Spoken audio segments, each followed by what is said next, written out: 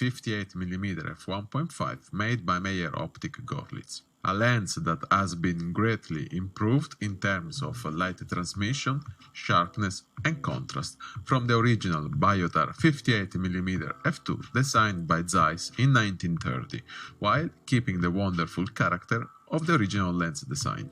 I've been using this lens for almost a month and I'm absolutely loving the results I'm getting with it. At the point that for my last trip in Sicily, I decided to bring only this lens with my Lumix S5. This is a totally manual focus lens without CPU contacts, so I suggest you to get the DSLR mount version of this lens so you can adapt it to every mirrorless or cinema camera you have or you will have in the future. And if you don't want to deal with the lens adapter, anyway, Meyer Optik is also selling the lenses with a native mirrorless mount adapter. But I will say get the DSLR version because it's gonna be more future-proof in case you're gonna swap cameras. The build construction and look of this lens is absolutely fantastic.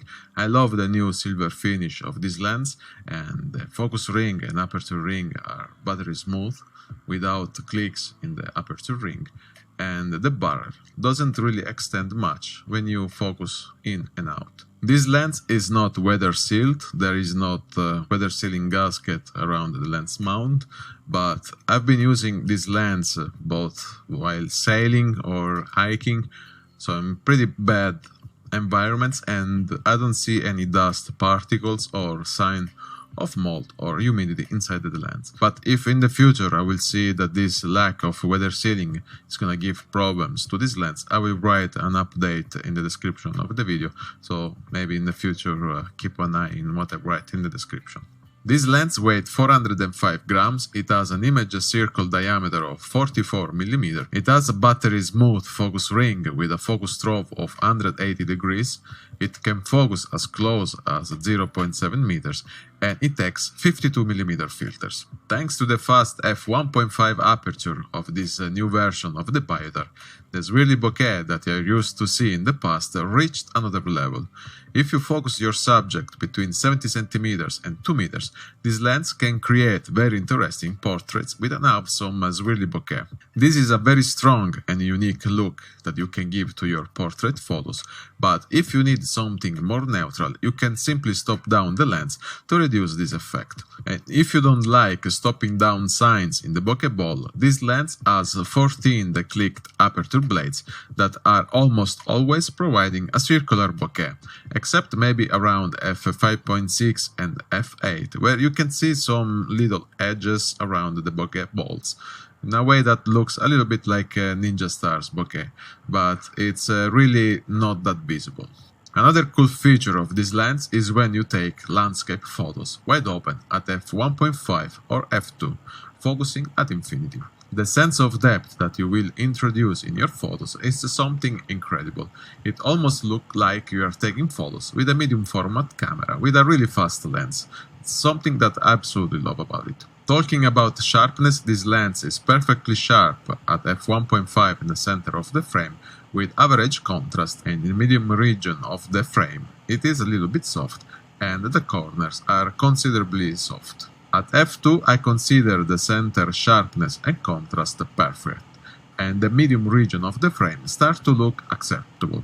I find that the sweet spot of this lens is around f2.8, but if you need a uniform sharpness in your frame, you will need to stop down this lens to f8 or f11.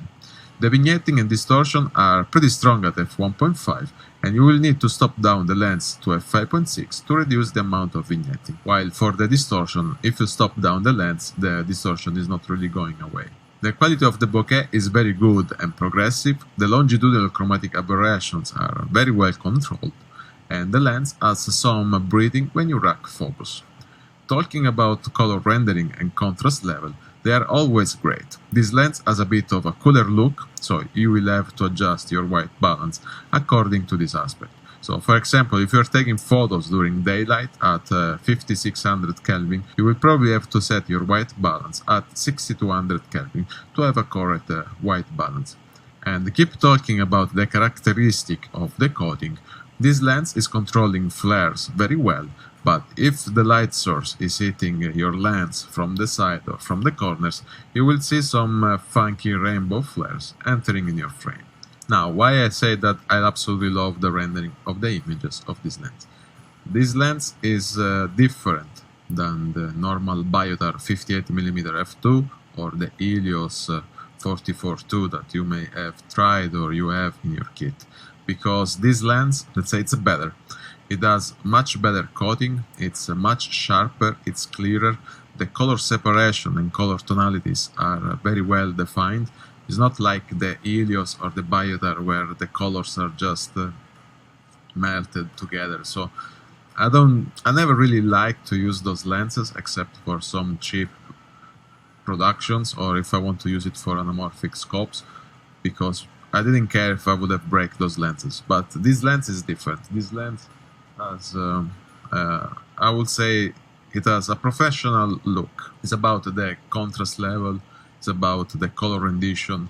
So it is a serious lens. So I think it's worth the money, and I don't say that it's a must-have for all of you. It's a lens that is designed for people that know what they want.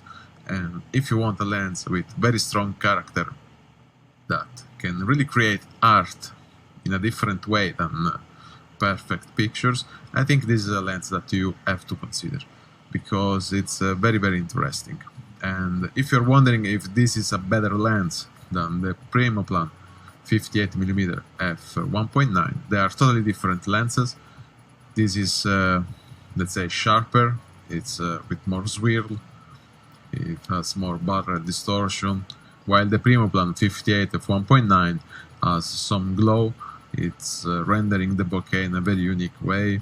It has less swirl, so they are totally different lenses. I've shared many test footage and many image samples in the channel, both for this lens and the other one, so you should check them and decide yourself which one is better for you. Talking about adapting this lens with anamorphic setups, when I use the ISCO Ultra Star 2x anamorphic scope with this lens is covering almost the 3x2 open gate full frame sensor of my Lumix S1.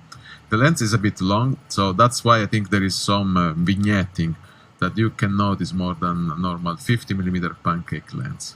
The sharpness is pretty good already at f1.5, but it will perform better at f2 or f2.8. The lens flares are subtle with an hint of rainbow color, and overall I love to use this lens with my anamorphic scope. In the upcoming weeks I will publish more test footage filmed with this lens, so consider subscribing if you don't want to miss future videos about this lens or any other cool lenses. So this is it for today, guys. Thank you so much for watching, and I'll see you in the next one.